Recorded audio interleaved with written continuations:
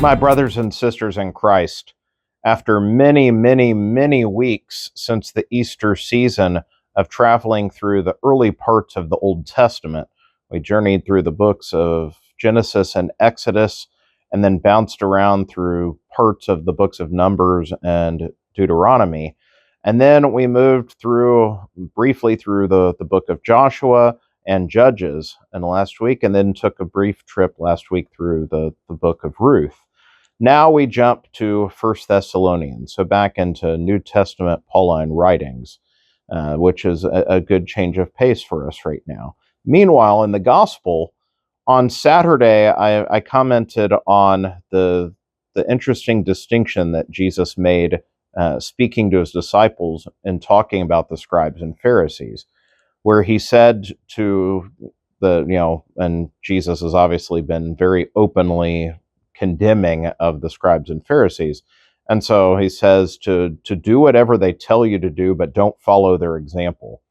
And this is making the distinction between the legitimate authority that the scribes and Pharisees have, while also acknowledging that they're terrible leaders and guides. Don't follow their example. Don't model your lives of holiness after the scribes and Pharisees. So do what they tell you to do when they exercise a rightful authority, but otherwise disregard.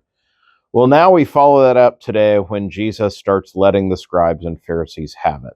We begin the woes. Woe to you, scribes and Pharisees, you hypocrites. And begins to show how they have made themselves obstacles to the people in their charge. The ones who are supposed to be shepherds themselves are the ones now blocking the way for people to come to God the Father. And so this is a very harsh section that's coming. We hear more than one day of it, but rightfully so. And it serves as a warning for all of those who have been called by God to be shepherds. Yours truly not accepted from this. That all of us, much is expected, and where we end up being an impediment to the people trusted our care, the great severity with which God will treat that. And so, I guess, if nothing else, a reminder, we can all name examples, and sadly everyone's had bad experiences with clergy and with shepherds and the like.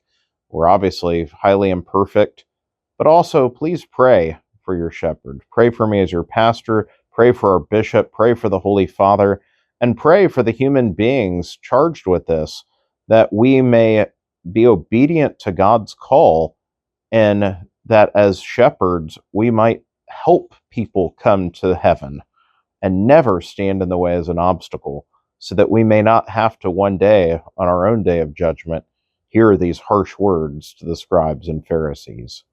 May God bless you all.